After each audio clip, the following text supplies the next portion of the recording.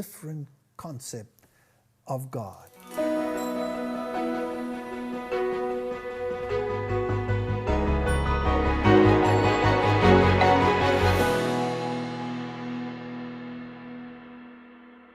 My biggest problem is deception.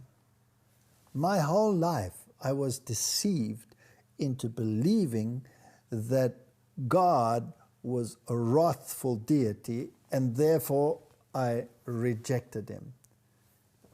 But just a simple look at the cross with a right understanding would negate these ideas altogether. And you would have to see a loving deity in what God was prepared to do for those whom he cared for, whom he had created. So the issue of God and the way we see God and the way the theological systems of the world have distorted him.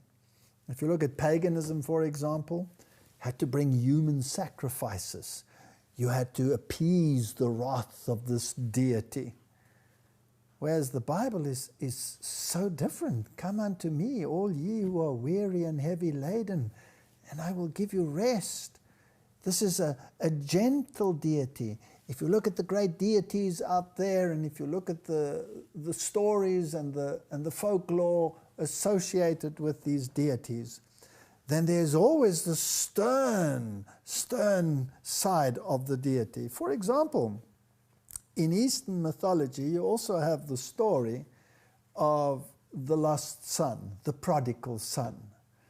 But in the Eastern mythology, when this son returns, the father first has to check him out to see whether he's up to scratch, whether he can rectify what he had done wrong. Whereas in the biblical story, the father runs towards this wayward child, embraces him, puts a ring on his finger, a fine cloak around him, the righteousness of God, the righteousness of Christ, and embraces him back into the family. A totally different concept of God. Who is going to set the record straight?